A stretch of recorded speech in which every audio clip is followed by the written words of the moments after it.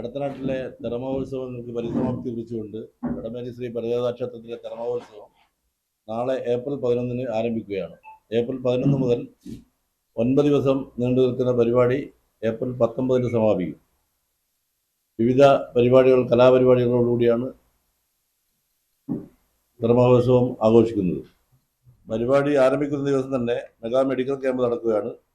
അതുപോലെ വൃക്കരോഗ നിർണയ ക്യാമ്പ്, രക്തഗ്രൂപ്പ് നിർണയ ക്യാമ്പ്, നങ്ങ്യാർ കൂത്ത്, ബാലബോധന സത്രം, നാടകക്കളരി കുട്ടികൾക്കുള്ളത്, ശ്രീമതി ദുർഗാ വിശ്വനാഥ് നയിക്കുന്ന ഗാനമേള, മിഥിലാഭഞ്ജൻ അവതരിപ്പിക്കുന്ന ഭക്തിഗാനസുധ, സദ്ഗമയ തൃശൂർ അവതരിപ്പിക്കുന്ന നാടകം സൈറൻ, ഉത്സവരാവ്, ആധ്യാത്മിക പ്രഭാഷണം, കലവറ നിറക്കൽ ഘോഷയാത്ര, പാണ്ഡിമേളം എന്നീ പരിപാടികളും ഈ ഉത്സവത്തോടനുബന്ധിച്ച് വിവിധ ദിവസങ്ങളിലായി നടക്കുകയാണ്. ഏറ്റവും വലിയ പ്രത്യേകത എന്ന് പറഞ്ഞാൽ കടത്തനാടിന്റെ തിറമഹോത്സവങ്ങൾ ഇതോടുകൂടി ഈ വർഷത്തെ തിറമഹോത്സവങ്ങൾക്ക് സമാപനം കുറിക്കുകയാണ്. ക്ഷേത്രത്തെ കുറിച്ച് പറയുമ്പോൾ സുമാർ 2500 വർഷങ്ങൾക്ക് മുൻപ് നിർമ്മിക്കപ്പെട്ട ഒരു ക്ഷേത്രമാണെന്നാണ് പറയപ്പെടുന്നത്. ഈ ക്ഷേത്രത്തിന്റെ പ്രത്യേകത എന്ന് പറഞ്ഞാൽ പടിഞ്ഞാറ് മുഖമായ കോഴിക്കോട് ജില്ലയിലെ ഏക ക്ഷേത്രമാണിത്.